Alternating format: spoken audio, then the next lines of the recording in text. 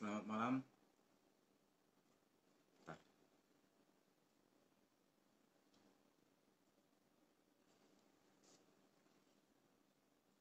Wah, Pak Ernest langsung bergabung.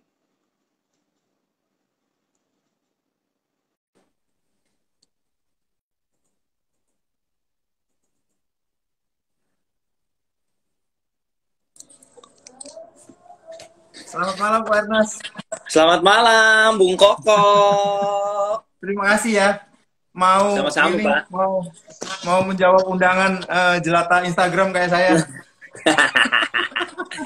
Santai. Demi lu gue beli ini nih, beli tripod nih. Biasanya gue pegang. Gue beli tripod. Biasanya dipegang. Tuh. Padahal tinggal disenderin kemana gitu. Nah itu, kemarin gue senderin terus jatuh beberapa kali. Nah, bikin malu. Bagus itu biar komedi dikit.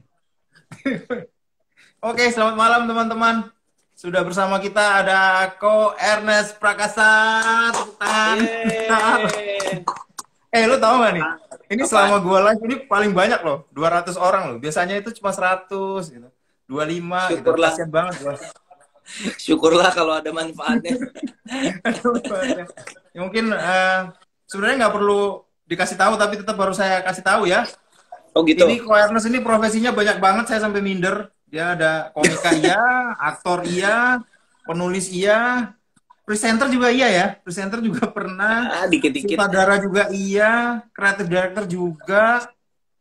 Penulis sudah belum? Oh iya, penulis juga gitu. Cuma Ya, bukunya gitu. gue nggak pernah baca. Nggak apa-apa juga. Gue jujur bukunya nggak pernah baca, tapi filmnya tuh gue tonton semua kecuali yang Nge-Nets. Terima kasih banyak. Satu-satunya yang gue nggak nonton gitu. Udah Terus, 2015 soalnya. iya 2015 gitu. Oh sebentar, penggemar lu ada di sini. Pravda mana? Siapa? Siapa? Pravda. Sini deh. Siapa? Anak gua suka anak lo. itu apa? Suka susah sinyal. Kami ada. Susah sinyal ada di TV nih 7:30 di SCTV. Nanti susah sinyal ada. Pengalaman kami. Ini anakku Mana? Pravda, anak gua. Hai. Mukanya Korea. Wah, langsung rame tuh tadi ada yang ngasih tahu tuh. Gini kok, apa? Iya. Gue tuh banyak ngobrol juga sama teman-teman yang seniman ya. Iya. Pada kebingungan semua gitu loh. Di tengah kebingungan itu, gue baca berita lu dengan tanpa berdosa itu, lu bangun rumah gitu. Ini orang luar biasa ya, bro. Ini gimana ceritanya? Lu nabung atau gimana ya? Hebat banget. Apa itu hasil film-film yang lu bikin yang nonton 2 juta lebih itu? Aduh. Lu masih di apartemen ini berarti? Di apartemen atau udah di rumah? Belum rumah gue renov lebih tepatnya. Jadi gue beli rumah gue renovasi karena gue udah dari 2015 ya 2016 lah, gue 3 tahun. Jadi ceritanya 2013 itu kami sekeluarga pindah ke Bali. Penasaran aja, kayaknya enak ya tinggal di Bali gitu. Terus kita tinggal di Bali 3 tahun dari awal 2013 sampai awal 2016. Jadi balik ke Jakarta dari 2016 awal itu ya di apartemen sampai hari ini gitu. Jadi mungkin mau pindah ke rumah. Sebenarnya kalau soal orang lagi krisis kok malah bangun rumah, gue tuh nggak ini bro, apa ya? Gue tuh nggak punya banyak investment, to be honest. Jadi kalau soal investasi konservatif sekali lah. Jadi properti itu ya bisa dibilang satu-satunya buat gue. Iya, jadi iya gue nggak ada kayak deposito, saham, reksadana gitu-gitu. Gue sama sekali nggak ada. Jadi kalau properti itu pun sebenarnya nggak bermaksud investasi ya, tapi ya karena gue mau tinggalin makanya gue beli gitu. Jadi kayak apartemen ini ya gue beli akhirnya jadi semacam investasi lah gitu. Jadi gue punya properti gitu. Iya, berarti lu cash keras semua tuh. Hati-hati loh yang lihat. Enggak lah, loh. Hah? KPR gila lu, KPR ini gue KPR ngajuin cuti ini karena COVID gak ada pemasukan. Aku tadi lihat data-data itu ya. Betul, aku tuh tadi lihat data-data penonton film-film lu ya. Itu 2 jutaan lebih ya. Ada yang 3 juta ya kayaknya ya, belum ya? Enggak, 3 dari 5 2 jutaan. 3 dari 5 2 jutaan. Yang 3 dari 5 2 juta, jutaan. Yang 1 700. Yang nge-Nets doang yang 700 ya? Ngenes 700-an, Mili Mamet 1,5. Iya, Mili Mamet tuh. Tapi tetap imperfect lah ya. Gila ya. Imperfect. Ya, itu imperfect tuh lumayan apa ya, sebenarnya kalau di atas kertas kita dari awal pesimis itu bisa nyalip Cek Toko Sebelah, karena kan kita mikir film ini tuh sebenarnya appealing nggak ya buat laki-laki gitu mikirnya, karena kan isunya terus cara ngemasnya ini sebenarnya ya. Perspektifnya cewek banget gitu, jadi kita mikir, tapi pilihannya kalau kita mencoba untuk menjangkau semuanya takutnya nanti malah ngambang gitu, jadi akhirnya udahlah kita perkuat sisi femininnya, sisi perspektif perempuannya. Nanti yang penting perempuan kita garap serius nih message-nya buat cewek-cewek. Masalah cowok-cowok nanti diajak nonton atau enggak, suka atau enggak, ya itu resiko yang kita ambil gitu. Tapi ternyata akhirnya ya perjudiannya ternyata berhasil gitu. Gue suka banget itu film. Terima kasih banyak Pak. Thank you very much. Thank you very much. Gue rekomen orang-orang untuk pada nonton itu. Selain Cek Toko Sebelah ya. Cek Toko Sebelah juga keren banget. Tapi memang lu ini ya spesialis yang dari Cek Toko Sebelah ya, aku lihat ya. Baik, aku lihat materi-materi bercandaan lu gitu ya. Itu dari kegetiran hidup lu sendiri gitu loh. Dengan muka oriental gitu. Ya sebenarnya orang tuh nyari ide cerita yang paling gampang tuh yang deket-deket sebenarnya. Kalau mau bikin ide cerita yang deket itu menurut gua jadinya kita punya bahan tuh banyak gitu. Karena kita masa sih gue nggak percaya kita hidup di dunia ini, apalagi yang udah umur-umur 30-an misalnya gitu ya, masa sih nggak banyak punya drama, punya konflik, punya dendam, punya kegetiran, punya pasti banyak lah gitu. Pasti banyak, itu bisa jadi ide cerita, mau itu buku atau komik atau apapun gitu. Jadi sebenarnya kadang-kadang orang tuh nyari ide cerita kejauhan kadang-kadang. Iya, cuma kan ide ini tentang Tionghoa itu. Lu nggak suka sih, lu lebih suka disebut Cina kan? Itu iya, menurut gue cukup sensitif itu loh, tapi lu santai aja bikin. Gue sensitif tapi ya karena yang cerita orang Cina gitu. Kalau lu yang bikin film tentang Cina jadi repot urusannya gitu. Karena gue cerita tentang gue sendiri, makes it okay gitu. Jadi gue bermain di domain gue. Kalau misalnya ada joke suku, ya gue perspektifnya Cina. Kalau misalnya ada joke suku lain di film itu, ya orang yang melontarkan dari suku tersebut misalnya. Membahas joke soal agama lebih sensitif, tapi karena gue Kristen ya jokesnya soal agama Kristen, bukan agama selain agama gue sendiri. Jadi mungkin itu salah satu cara mengamankannya gitu bro. Oh gitu ya, supaya nggak terlalu ini ya, nggak terlalu kelihatan sensitif ya. Iya. Gue denger 2020 sebenarnya lu syuting ya, harusnya ada satu film ya? Harusnya ada, cuman melihat situasi seperti ini, gue sangat-sangat ragu sekali gue bisa merilis film akhir tahun ini. Jadi ya we'll see lah, sampai sekarang keadaannya semua masih wait and see. Teman-teman di industri semuanya lagi dalam mode pause button semuanya. Jadi ya hanya bisa bilang wait and see. Kan seperti apa perkembangannya, karena kalau mau nggak bisa semata-mata ngikut pemerintah, soalnya maksudnya pemerintah kayaknya pemerintah dalam tekanan yang cukup berat untuk segera memutar roda perekonomian gitu, sementara kan kita juga harus mikirin keselamatan kita, keselamatan kru, seberapa aman gitu, karena ribet bro, ribet hal simpel ya, misalnya gini, misalnya lu bayangin orang syuting ya, oke lah misalnya kita ruang tunggunya misalnya gede berjauhan misalnya ya. Nah sekarang lu bayangin orang mau syuting nih, orang namanya syuting pasti di make up, bener nggak? Nah gimana caranya si make up artis itu harus punya satu kuas untuk satu orang, nggak hanya kuasnya loh. Lah itu kalau kuas dicocol ke bedak kan bedaknya juga jadi terkontaminasi, amit-amit kalau misalnya ada yang sakit. Jadi berarti secara ideal dia harus punya satu bedak dan satu kuas buat satu orang. Untuk satu orang itu baru satu jenis warna dan satu jenis bedak. Masuk akal nggak kalau kita mau menerapkan protokol itu protokol kita absorb dari luar juga. Salah satu protokolnya kayak gitu. Terus kita pikir kayaknya sih agak nggak make sense ya kalau kita mau berjalan dengan protokol seperti itu, berat banget teman-teman makeup artis, gimana caranya gitu, nggak make sense juga. Makanya ya kita tunggulah akan seperti apa. So far sih kan kurvanya memang tidak, Indonesia ini masih bisa dibilang nggak yang melonjak parah juga kan, maksudnya masih agak stagnan lah gitu, turun sih belum tapi nggak yang meledak juga, jadi kita lihatlah gimana ini beberapa bulan ke depan. Lu hidup gimana ya? Lu dapat cerita-cerita getir nggak teman-teman kru atau apa gitu? Kan berarti nggak Oh ngapa-ngapain iya, basically 3 bulan ya? pasti banget. Sedih lah teman-teman kru film itu sekarang banyaknya ya mau nggak mau jadi berbanding setirnya jualan.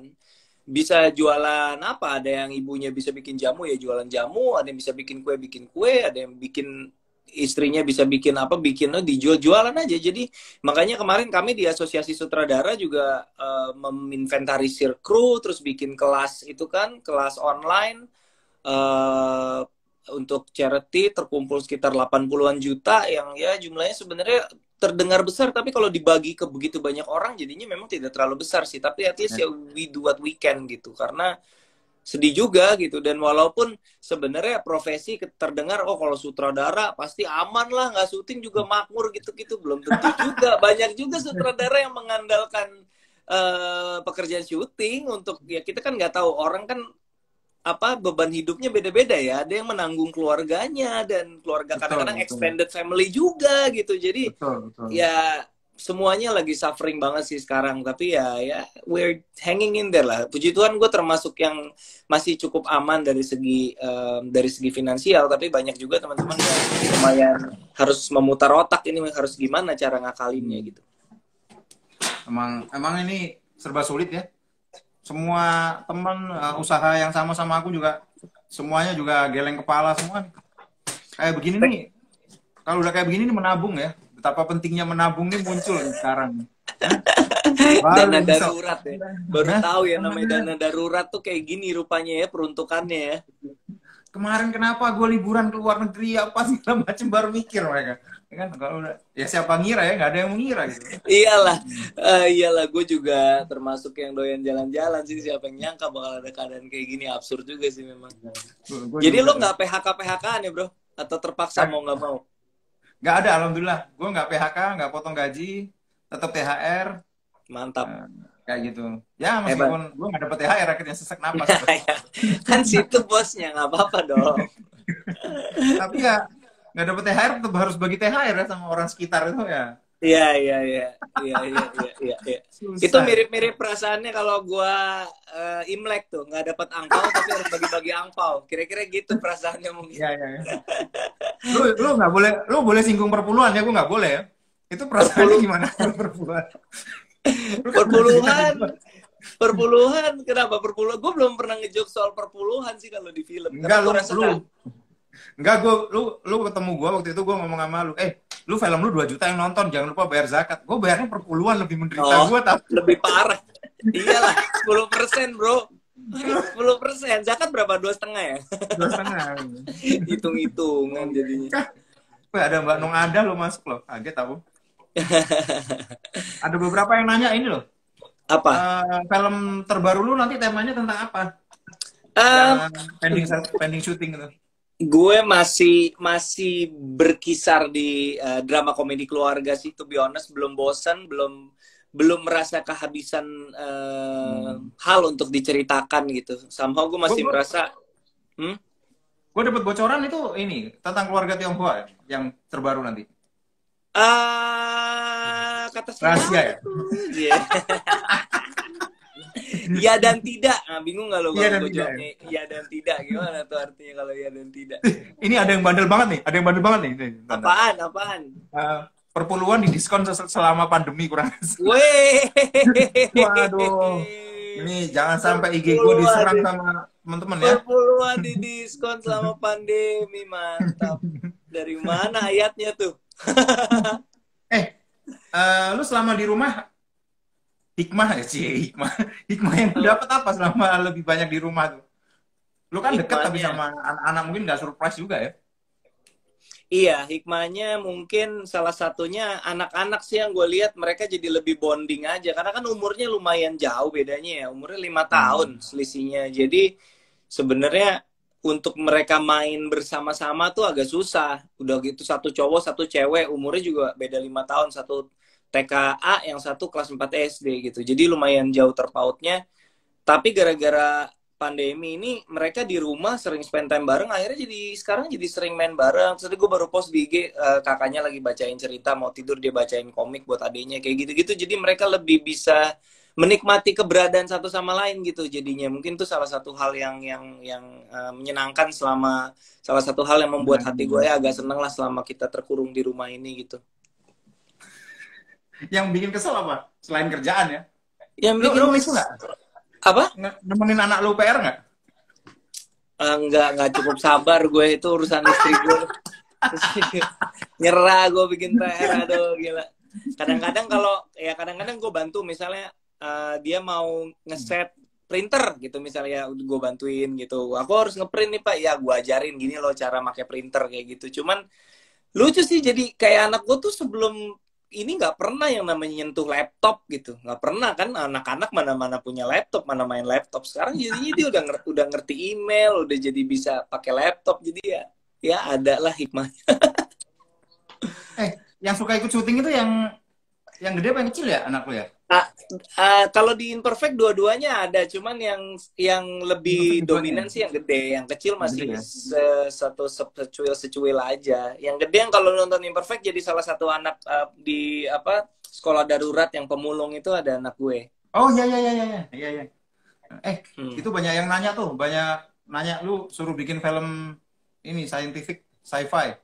Wah, sci-fi itu masalahnya di CGI, budget. Kita tuh kita nggak pernah punya CGI. Orang Indonesia bukan yang nggak bisa, bro. Mereka jago-jago, bahkan banget animator kita tuh kerjain proyek Hollywood sebenarnya. Cuman yang kita nggak punya itu waktu. Produser sini mana mau gitu. Dan karena orang film Hollywood, lo bikin dengan budget besar dan waktu lama untuk didistribusikan sedunia kan. Kalau kita kan buat pasar lokal doang gitu. Jadi lo mau bikin film, ngerender animasinya setahun sendiri, terus bayar manpower setahun buat dijual di pasar lokal doang, yang hitungannya nggak masuk, bro. Itu yang bikin kenapa CGI skalanya ya? Iya, skalanya beda. Jadi kadang-kadang kalau bandingin film Hollywood sama film kita tuh sebenarnya nggak apple to apple, karena mereka didistribusikan, mereka bikin dengan budget luar biasa untuk didistribusikan secara luar biasa juga. Kalau kita kan didistribusikan secara lokal gitu. Ya. Itu yang bikin berat ya. Itu yang bikin susah. Jauh ya kayaknya. Tapi mikir nggak sih akhirnya itu jadi sutradara, atau memang udah ada kepikiran? Ya, terjadi begitu saja, bro. Apalagi terjadi begitu saja. Kalau aku lihat lu kuliah lu malah HI ya? Iya, gue kuliah hubungan internasional. Absurd banget ya. Jarang banget ada orang Cina kuliah FISIP tuh. Langka banget tuh. Di kampus gue juga seangkatan FISIP Unpad semua jurusan. Mungkin yang Cina nggak nyampe 10 orang gue rasa tuh, dari 500-400 orang satu angkatan FISIP tuh. Lu yang terpilih. Iya. Waktu Suci itu ngalir begitu aja. Suci 2011, 2011 itu terjun jadi komedian. 2011 terjun jadi komedian, panggung, ditantangin jadi sutradara sama Star Vision, sama Papa Arwes. Beliau itu produser yang juga sudah mengorbitkan lah ibaratnya beberapa sutradara lain, seperti Raditya Dika misalnya, itu debutnya juga di situ. Jadi dia kayak memang, lo tau kan ada orang yang memang kayak punya passion untuk kayak mencari bakat-bakat baru gitu. Nah, dia tuh seneng gitu kayak menemukan sutradara-sutradara baru. Mungkin dua alasannya, pertama karena fresh, kedua karena murah ya. Jadi dia sedih banget ya. Itu tuh. Tapi ada yang komen sebentar. Kenapa? Aku potong sebentar. Milih Mamet sama Imperfect masukin Netflix dong. Wah, itu kalau sudah per Netflixan gitu, itu urusannya sama PH ya. Cuman setahu gue yang udah ada di Netflix itu Cik Toko Sebelah udah ada di Netflix. Imperfect mungkin akan menyusul, we'll see lah. Itu deal-dealannya para bos, saya nggak ikut-ikut kalau udah kayak gitu-gitu, pusing. By the way itu loh, Milih Mamet itu Milih Mamet apa namanya? Imperfect itu kalau dibikin pecahannya kayak Milih Mamet itu keren juga loh. Sebenarnya kalau nggak pandemi, bulan depan gue syuting spin-off-nya series untuk platform streaming. Series pemeran utamanya si anak-anak kos itu, bro.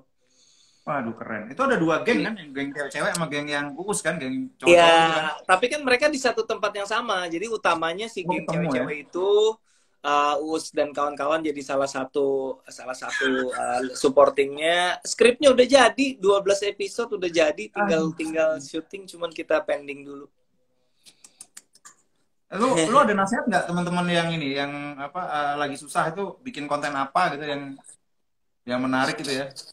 Kan susah juga cari cari pendapatan untuk nggak cuma pendapatan ding, sorry. Ini apa eh, aktualisasi diri itu kan buat pekerja seni itu Iya, penting. iya benar-benar kayak gue juga bikin keluarga ngenes sitkom 2 menitan itu juga bukan buat duit, nggak ada duitnya juga, buat kesenangan aja gitu, biar nggak suntuk gitu, pengen create sesuatu karena kita punya jiwa berkreasi gitu kan. Sarannya apa ya? Sarannya sih sebenarnya justru the opposite sih, don't be too hard on yourself menurut gua. Kadang-kadang kita tuh kreator tuh punya semacam tekanan gitu, kayak gila gue udah berapa hari nggak bikin apa-apa, gue udah berapa hari nggak posting Iya, pasti kepikiran apa-apa gitu. gitu, jadi beban. Padahal menurut Kepikiran. gue dengan keadaan kayak gini, stick to the bare minimum aja. Kalau memang lo lagi kepepet kan, karena misalnya drive-nya ekonomi ya, memang butuh. Kalau nggak gini gue Hmm. nggak dapet duit ya, beda cerita. Tapi kalau misalnya dari segi dari segi kebutuhan ekonomi tidak seterdesak itu, menurut gue aktualisasi diri bisa jadi depending dulu. Menurut gue kadang-kadang soalnya pressure itu tuh ada aja loh, maksudnya pressure. Apalagi kan gini, kayak kita ngelihat nih, kita sesama konten kreator atau sesama stand up comedian kan lihat teman-teman kan banyak yang, wih dia bikin ini gitu, wah Iya, dia iya, bikin betul, ini betul. viral, banyak yang Panas, nonton. akhirnya panas nih. Yo, terus kita jadi gila, gue ngapa-ngapain nih di rumah diem doang. Kalau menurut gue sih, kalau lu nggak kepepet diem doang juga nggak apa-apa, men. Lagi kayak gini mah santai aja, beneran deh. It's okay loh, beneran it's okay banget menurut gue. Kecuali ya memang ada kebutuhan ya mau nggak mau harus gerak. Tapi kalau nggak didesak dan kita lagi ngerasa, aduh gue lagi nggak sanggup berkreasi nih, nggak apa-apa juga loh menurut Mau gue. ngapain Keadaannya gampang lagi juga ya. lagi nggak ideal banget buat kita berkreasi menurut gue ya. Iya, iya, iya. Emang harus ini ya. Sabar kondisi kayak Itu begini ya. iya, itu kayak bukan motivasi jadi demotivasi ya barusan itu ya. Demotivasi lu bilang tadi barusan. Demotivasi ya, maaf ya, terlalu maaf lah. Tapi ini lucu-lucu ya. Aku kemarin ngobrol sama David Nurbianto, sempat juga ngobrol. Dia bilang, gue Oh tuh iya iya selamat. iya. Gue tuh selamat kok. Selamatnya karena ini, tagihannya mundur. Tagihan mundur gimana, Fit? Iya, jadi tagihan gue dibayar baru sekarang tuh, kerjaan yang beberapa waktu sebelumnya gitu. Jadi Gue ada ngakak. celengan, Berarti ada invoice celengan ya. mundur tuh ada ininya ya. Invoice mundur tuh ada hikmahnya Ada gitu. hikmahnya invoice mundur, ya ampun. Iya iya iya. Tapi emang aku banyak dapat cerita ya, teman-teman yang pekerja seni itu sering banget ya bayarnya ditunda gitu-gitu ya. Kirain gue doang yang Eh, invoice mundur. yang paling parah tuh TV biasanya. Sama, iya, TV itu confirm nih.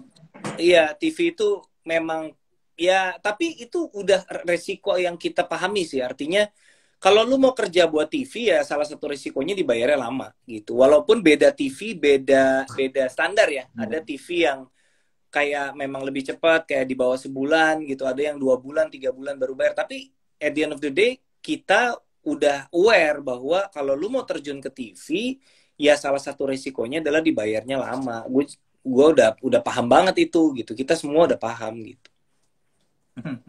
Ini yang nonton susah sinyal banyak banget ya. Ngasih tahu kita lagi. Oh iya iya Susah iya, sinyal lagi setengah ada di 8 nih. SCTV. Udah Sebentar lagi nonton kali. mulai. Iya iya iya, susah Gue sinyal. nggak nonton nih live, gue lupa ya. Nggak apa-apa. Ntar nyusul. Masih lama kok filmnya. Iya, iya, iya, betul. Di Eh, daerah, kalau gue boleh nanya, di daerah rumah lo gimana situasi? Orang kan sekarang lagi pada ribut nih karena kayaknya di seputaran, terutama orang-orang yang lumayan disiplin ber-PSBB gitu, kayaknya prihatin ngelihat surroundingsnya kayak mulai back to normal. Di tempat lo juga nggak? iya, terutama pada Oh. saat kemarin, pada saat bulan Ramadan kemarin, waktu dekat mau buka puasa, pada jalan beli takjil, waduh, udah kayak ini, udah kayak nggak ada Normal aja. pandemi. Udah kayak nggak ada apa-apa ya? Iya, Ya, maksudku gue pada rasa. saat kayak begitu, ya Allah, ada Koyunarto tuh bilang tokoh idola sama wali kota idola gue gagal di konvensi, udah nggak usah nyindir-nyindir. Jadi maksudku pada saat terjadi kerumunan itu harusnya tidak diusir tapi ditata gitu loh. Antriannya disuruh 1 meteran, kalau nggak pakai masker suruh pulang. Ini dibiarin aja kayak nggak ada apa-apa gitu.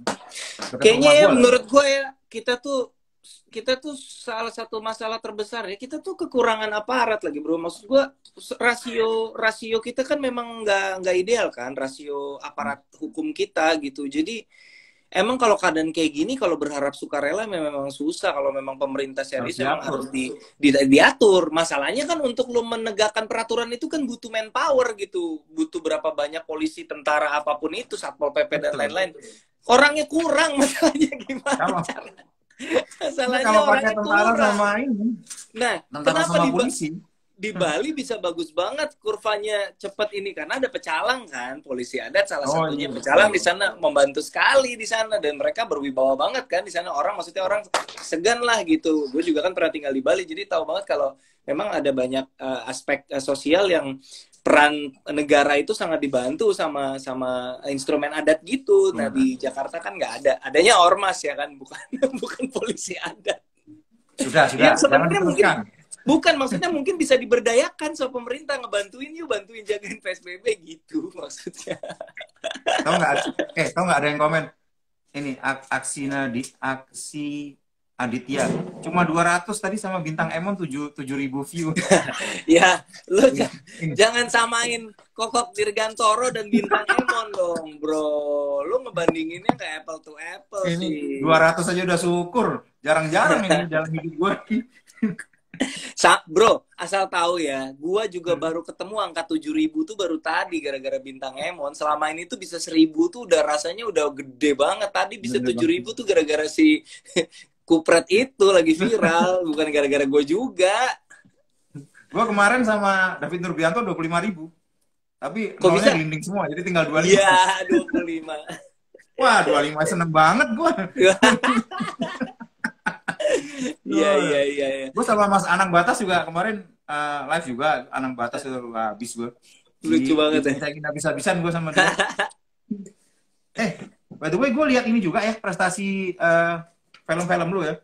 Ini rata-rata nih dapat menangnya itu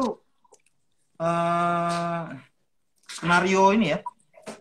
Penulis skenario ini ya. Iya, gue kalau piala dapatnya gue pribadi penulis. Kalau sutradara ada satu tapi itu di Jogja Netpack Asia Pasifik tuh yang di pojok ada wayang tuh di pojok atas tuh, kalau lu lihat ada wayang di pojokan itu. Itu ya. Rata-rata memang skrip sih. Satu-satunya piala citra yang gue punya juga itu dari penulisan skenario, dan memang menurut gue directing itu belum lah, maksudnya penyutradaraan itu masih jauh lah ininya ilmu yang harus gue pelajarin masih banyak banget gitu. Jadi wajar lah kalau memang selama ini belum pernah dapat, atau di lokal ya belum pernah dapat apresiasi di penyutradaraan gitu. Berat bro, sutradara bro. Iya sih, aku lihat untuk sutradara lu nominasi dulu ya. Nominasi beberapa kali tapi kalau menang belum pernah. Ya, gue juga nominasi melulu legislatif sama itu. Makanya lo ikut konvensinya jangan satu partai doang. Oh, gitu. Kayak si ibu kita yang kemarin itu kan dia keliling ke semua partai loh. Lu sih. Aduh. Apalagi nih ya masalahnya ya. Bentar. Lu udah nggak ini lagi ya? Udah nggak pernah untuk pelawak tunggal, udah jarang banget ya?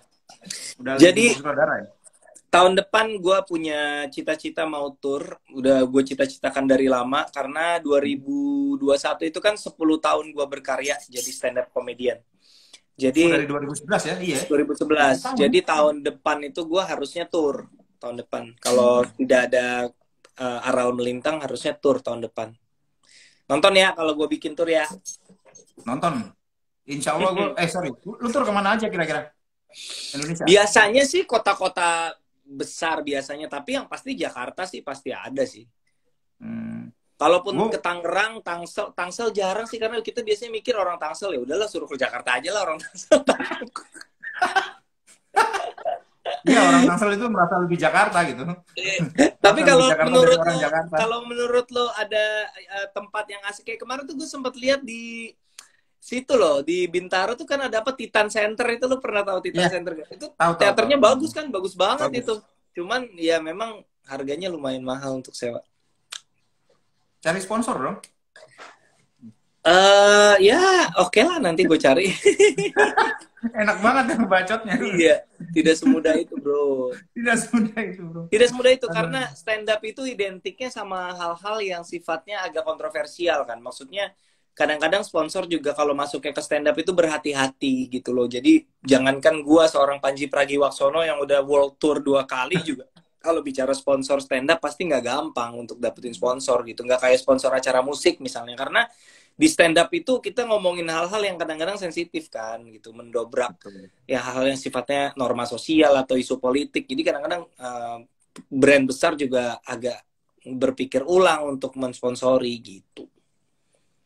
Itu banyak banget yang ini sorry, ada satu tadi yang nanya ngasih inspirasi buat tuh kayaknya bikin Apa? film tentang cinta segitiga, ada yang bilang gagal kawin karena pandemi. Itu lucu banget sih orang-orang. Iya, tentang pandemi ini sebenarnya gua rasa harus jadi bagian sih dari next movie gua karena walaupun bukan sebuah thriller medis atau bukan cerita tentang outbreak kayak film Contagion gitu, tapi sebagai latar keadaan sosial itu harus ada sih menurut gua karena gimana ya orang kayaknya kita harus mendokumentasikan ini dalam sebuah karya menurut gue ya. Jadi mungkin next movie gue mungkin walaupun bukan tentang COVID as in orang yang dokter atau rumah sakit, tapi keadaan masyarakatnya mungkin sedikit banyak apakah setelah baru pulih COVID atau sedang COVID atau baru akan COVID kayak gitu sih rencananya Pak. Mau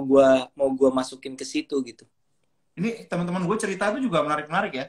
Biasanya kalau aku kan pusing, aduh anak sekolah gimana nih? COVID kayak begini, yang SMP, SMA dia pasti nongkrong sama temennya atau apa, takut sekali. Aku khawatir di situ. Temanku khawatir anaknya masih kecil. Sementara orang tuanya dua-duanya bekerja. Jadi anaknya ditaruh daycare. Itu dia juga pusing. Dia juga ketakutan. Belum teman daycare yang... tuh masih ada daycare ya? Dengan kondisi seperti ini ada daycare ya? Ya nanti kalau sudah new normal, kan harusnya di bawah 45 mereka suruh masuk kerja. Anaknya ditaruh mana? Kalau mertuanya apa jauh, sih apa? new normal nih apa sih? bikin istilah sendiri, aduh. Masa nggak tahu sama kayak gue? Cobalah, tolonglah teman-teman di PSI ini loh sebagai harapan generasi muda. Anda harapan kami loh. Gue nyoblos pemilu legislatif tuh PSI semua loh. Ayo Anda harapan kami. Dilarang nyebut partai di sini. Ntar aku dilarang nyebut Pak. Yang nonton punya SJW ini, yang nonton punya SJW. Iya, gue rasa gue mulai banyak menemukan orang-orang yang mendukung Pak Jokowi kemarin di Pilpres ya. Sekarang juga menyuarakan kekecewaan dengan sangat tegas gitu. Karena kan ya kita namanya pendukung kan ya kita dukung kalau menurut kita ada hal yang nggak baik pasti kita ingetin kan, berusaha mengingatkan maksudnya gitu. Apalagi wajar. Iya, apalagi kita sadar bahwa Pak Jokowi itu timnya cukup rajin memantau apa yang terjadi conversation di sosial media kan. Beliau lumayan memantau. Jadi ya kalau berkicau semoga siapa tahu nyampe ke telinga beliau gitu. Jadi ya gitu sih. Cuman ada satu hal menarik sih bro yang gue dapatkan ya lewat ini relevan karena lo di Parpol, cuman buat gue nih relevan dalam kita bersosial media semuanya di antara kita. Dulu itu gue tuh kalau di Twitter tuh pokoknya emosian banget lah, maksudnya kayak gampang triggered banget gitu ya. Makanya beberapa kali kena masalah gitu karena gue kayak ya easily triggered lah di Twitter gitu. Sekarang gue udah lebih sopan, lebih jinak dalam artian bahwa kalaupun ada hal yang pengen gue sampein, gue make sure cara nyampeinnya jangan sampai membuat message-nya jadi ke distract gitu. Jangan sampai pesan yang baik disampaikan dengan cara yang salah, akhirnya buyar anyway.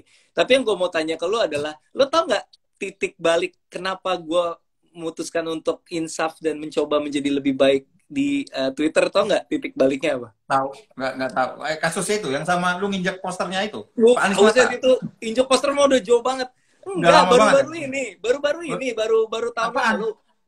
Apaan? Titik balik gue adalah pada waktu Pak Prabowo jadi menteri, men. Gini loh, gini. Begitu Pak Prabowo jadi menteri ya, mata gue tuh terbuka gitu. Walaupun mata gue kalau terbuka ya segitu-gitu aja sih. Ya segitu aja. Maksud gue gini, bro.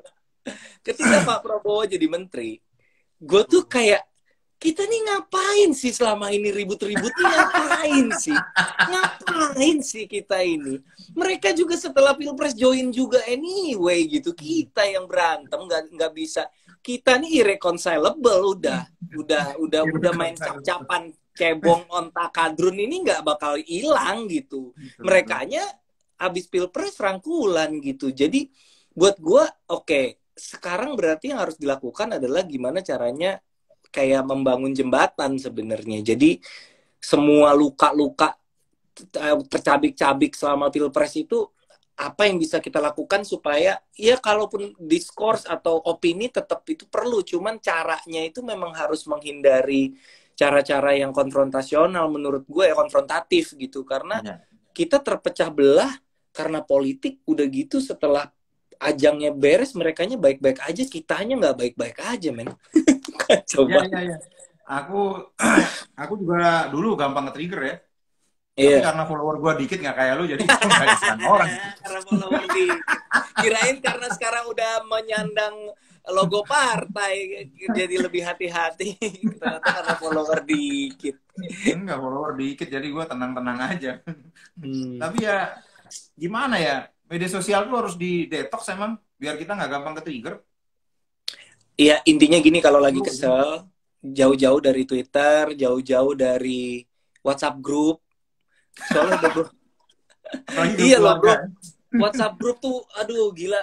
Kalau keceplosan lagi emosi, keceplosan di WhatsApp group itu susah banget nge-undunya tuh. Aduh, udah deh repot.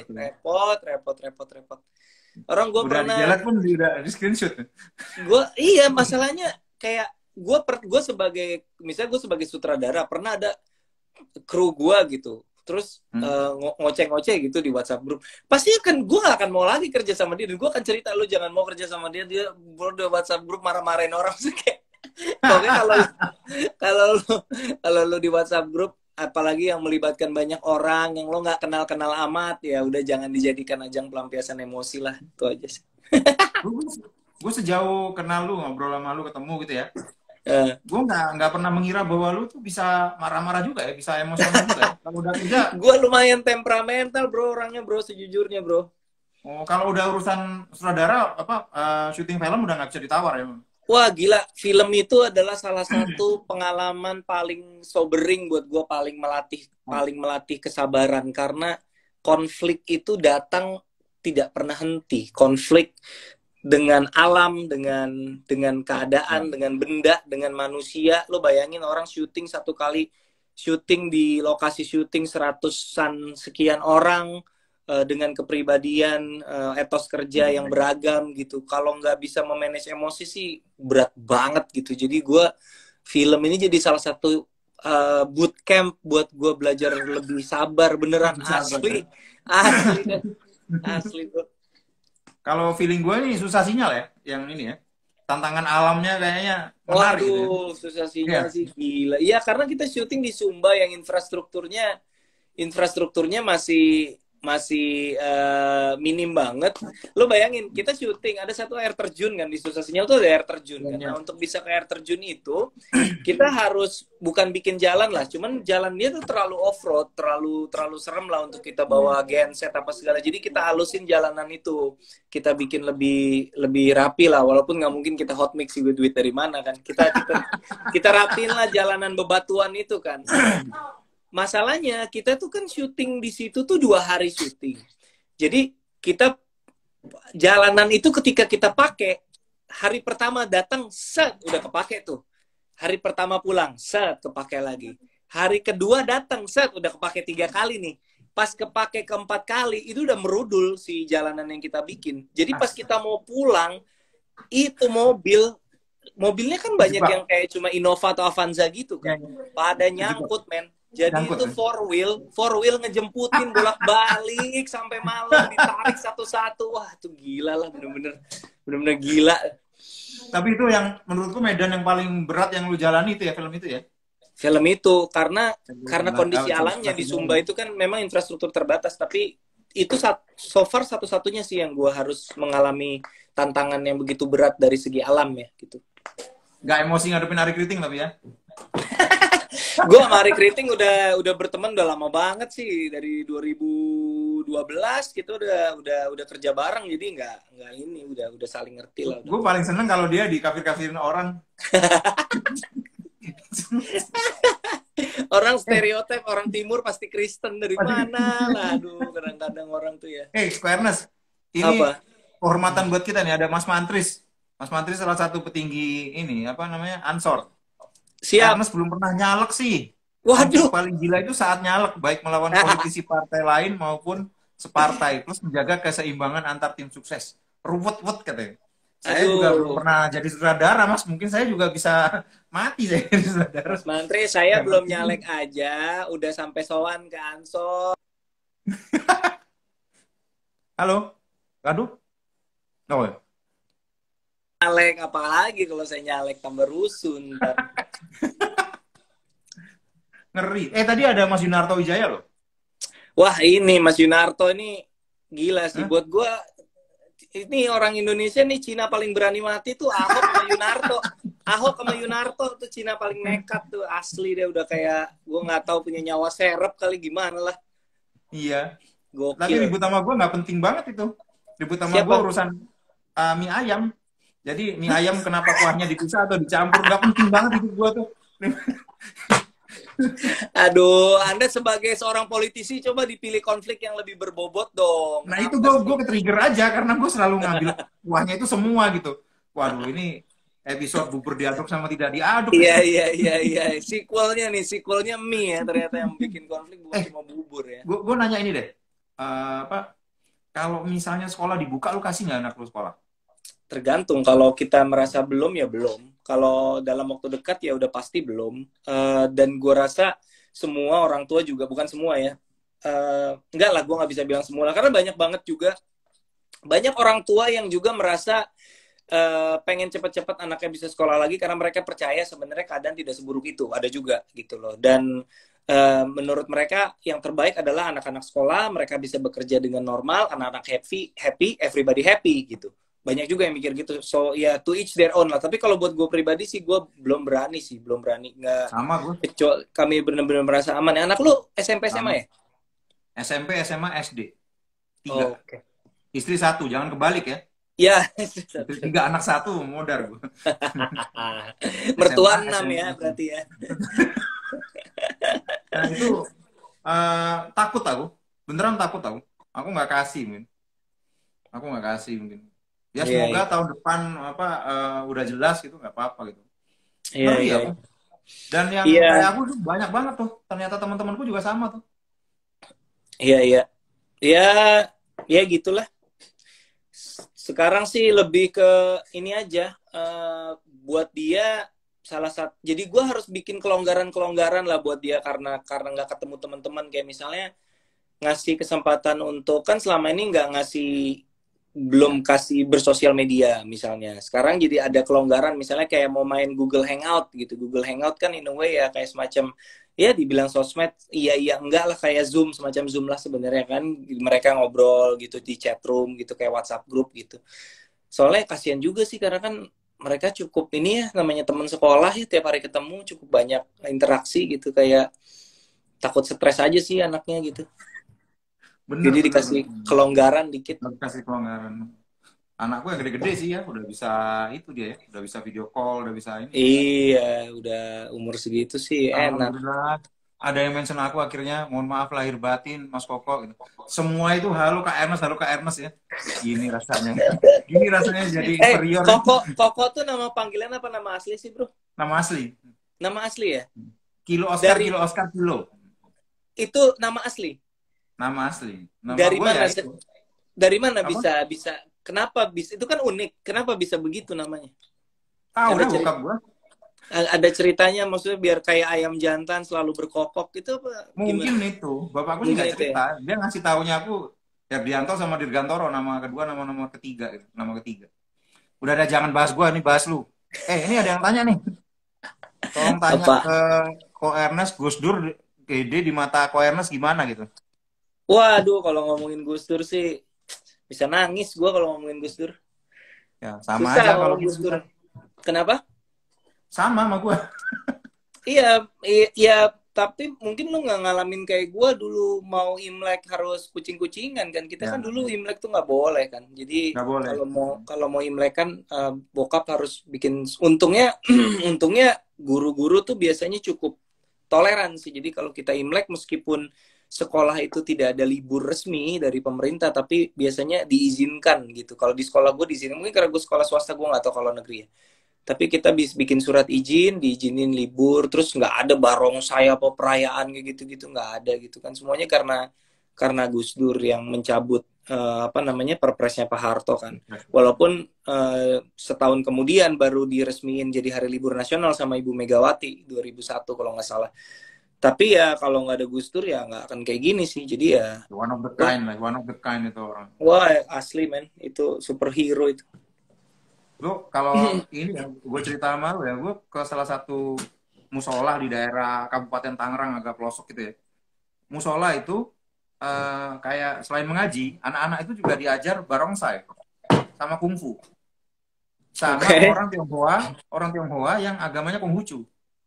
Jadi kalau Imlek gitu ya, mereka masuk ke wihara tuh, anak-anak binaan dari musola itu masuk ke wihara sampai dibagi 2 atau 3 tim untuk atraksi barongsai. Gue lihat ini nggak bakal terjadi kalau nggak ada Gus Dur nih. Iya benar, benar. Gue ikut tuh ke wiharanya ada beberapa kali, gue lihat, wah lihat ini keren banget anak-anak. Jadi mereka berarti Muslim dan bukan Chinese ya si anak-anak ini? Bukan, pelatihnya aja. Pelatihnya doang. Warga sekitar terus belajar ngasih belajar anak-anak itu. Jadi selain ngaji, hadrah, pakai apa itu terus mereka belajar kungfu sama belajar belajar barongsai. Jadi lompat-lompat pakai barongsai, pas barongsainya dicopot mukanya kayak gue semua. Iya, unik juga ya. Anak kecil aja. Gue belum pernah tuh kayak selama ini ngelihat kalau barongsai, biasa kan ngelihat barongsai di mall pasti isinya Cina-Cina semua yang main, potongan-potongan Roxy semua kan rata-rata gitu. Belum pernah lihat barongsai tiba-tiba isinya pribumi, belum pernah sih gue. Gue sih belum pernah ya. Itu di daerah Teluk Naga Kabupaten Oh iya, kalau iya dekat bandara. Tapi memang kultur apa ya, kultur asimilasi di sana kan lumayan ini ya, lumayan maksudnya sampai ada Cina Benteng dan lain sebagainya ya, lumayan lah di sana. Betul. Seneng banget aku main ke musolanya, ketemu sama ustadznya, ketemu sama pelatihnya, enak banget ngobrol santai sama mereka, terus ayo diajak ke wihara daerah mana waktu itu ya, lupa diajak ke sana ke wihara, dan bener itu. Iya. Senang denger ya. Syukurlah. Semoga sih makin banyak ya kayak gini-gini ya.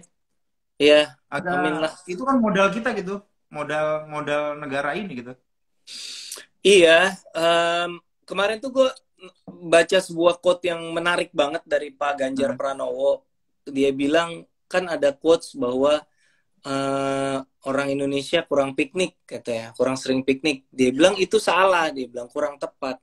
Kita tuh bukan kurang sering piknik, tapi pikniknya kurang jauh. Maksud dia tuh gini, kita tuh, dan gue selalu mengkampanyekan ini dalam berbagai bentuk dan cara gitu bro. Jadi cara supaya kita bisa toleransi adalah memperluas pergaulan. Karena kalau kita tidak luas pergaulannya, kita hanya akan mengenal golongan lain dari stereotip yang kita dengar.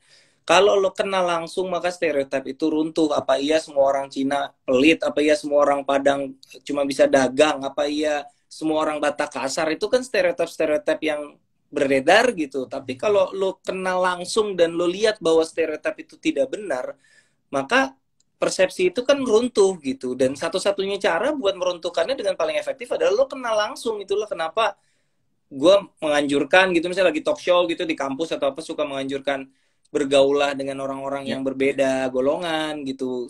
Selain mempererat solidaritas persaudaraan juga sebenarnya menambah kreativitas juga. Kita dapat inspirasi kreatif loh dari orang-orang yang pola pikirnya berbeda, pandangannya berbeda gitu. Itu banyak input kreatif juga sebenarnya. Jadi itulah, kita tuh harus lebih membuka diri dan harus lebih banyak kenal orang-orang yang berbeda dari kita, menurut gue sih gitu.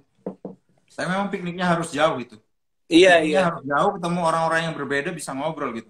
Bener, ya kan? bener. Bisa ketemu apa yang unik gitu. Kalau enggak ya ini aja, di sekitaran-sekitaran aja. Iya, sekitaran-sekitaran, persepsi kita terhadap orang lain berdasarkan stereotip yang kita dengar gitu. Susah juga. Balik lagi ke film loh. Ini kalau misalnya sampai tahun depan kondisinya tidak jelas tuh gimana syutingnya ya? Gue rasa nggak. Pertama harusnya tidak akan sejauh itu. Kedua, Hollywood sudah mengeluarkan protokol yang mungkin akan bisa diadaptasi walaupun tidak ideal 100% sama, tapi mungkin bisa diadaptasi versi Indonesianya gitu. Jadi show must go on sih menurut gue. Eventually orang ini, roda industrinya harus bergerak karena terlalu banyak orang yang menggantungkan hidupnya dari sini kan. Jadi ya pasti akan gerak lagi sih, walaupun kondisinya belum ideal pun mungkin akan dicoba gitu. Sebenarnya belum ideal dari segi, bukan hanya dari segi bikin filmnya bro, tapi misalnya bioskop, katakanlah misalnya bioskop buka, ya apa iya orang mau nonton bioskop gitu? Pertama karena kekhawatiran sama keamanan kesehatannya, itu pertama. Kedua, karena resesi ekonomi, bioskop apa iya dianggap sebagai sebuah kebutuhan yang cukup penting gitu, walaupun ya itu buat orang yang senang ke bioskop sih penting banget gitu, dan jadi tempat menghabiskan waktu yang sangat menyenangkan buat meredakan stres. Apalagi kan banyak juga orang, aduh gue kangen banget nonton bioskop. Iya, dan hopefully sih itu yang terjadi ketika bioskop dibuka ya, karena sedih juga mikirin gila. Nah itu men, lu kebayang ada di Indonesia ini ada hampir berapa, gua atau kalau jumlah layar sih ada sekitar 2.000 layar ya, cuman jumlah gedung bioskop ada biasa berapa bioskop, berapa karyawan yang gua nggak tahu nasibnya gimana sekarang. Sedih juga sih mikirnya. Halo, wah ya aman sinyalnya. Halo. Masa lu sempat freeze tadi? Oke, dikit doang. Itu gua emang diam. Kok ini kita udah mau sebentar ya deh. Mau keputus ya karena sejam maksimal ya. Jauh. Ini iya. Supaya nggak panjang-panjang, gue juga bingung. Gue kan masih amatir nih. Kalau pikniknya harus jauh, duitnya nggak keturutan. Gimana kalau diganti sama membaca? Katanya membaca jendela dunia. Indonesia krisis membaca sepertinya. Ini bener juga nih. Soal literasi iya, tapi kalau piknik piknik jauh harus berhubungan sama dana, itu mah tergantung niat kali. Kalau misalnya lu naik mau dari sini mau ke Sumatera gitu, lu kalau naik bis nyebrang selat gitu kan sebenarnya affordable juga gitu. Kalau mau amat ya. Nabung iyalah. Itu sih sebenarnya lebih ke seberapa niat aja menurut gua ya. Ini yang ngingetin susah sinyal banyak banget ya. Dengan kata lain, udahan, gue mau nonton, udahan. Lu itu dong, closing statement dong buat Indonesia. Ya, gue berharap pandemi ini segera berakhir buat teman-teman yang penghidupannya terdampak, terutama semoga bisa pulih. Dan gue mau mengajak teman-teman yang masih dalam keadaan yang baik dan mampu untuk membantu. Gue tahu kita ini bayar pajak dan negara harusnya bertanggung jawab sama warga negaranya, tapi ini adalah sebuah kondisi yang super duper istimewa menurut gue, di mana solidaritas sosial juga penting. Kita harus saling membantu. Jadi yang masih bisa membantu, nggak semuanya bisa, yang masih bisa membantu dibantulah sebisa mungkin gitu. Menurut gue that's how we get through this, menurut gue sih gitu. Ya. Cuma itu ya, modal sosial kita itu emang yang utama. Modal sosial ini aja men. Gotong royong itu tepat sekali tuh, emang kondisi kayak gini ya. Asli. Mas Mantris nih komentar lagi nih, anak-anak muda keren. Kokok dibilang muda. Padahal gua sama Mas Mantris itu seangkatan, umurnya sama. Dia bilang lo muda biar dia dibilang muda. Nice. Iya kayaknya gitu. Aduh. Oke. Itu kira-kira, karena terima kasih banyak sudah mau live dengan jelata kayak gue, ya kan? Santai, habis santai, 7.000, habis 7.000 view, sekarang turun ke 200. Iya, that's life. Selamat datang Billy Garda. Terima kasih banyak, Pak Anas. Sama-sama. Terima kasih semua yang sudah menyimak ya. Selamat malam. Terima kasih banyak. Bye. Bye.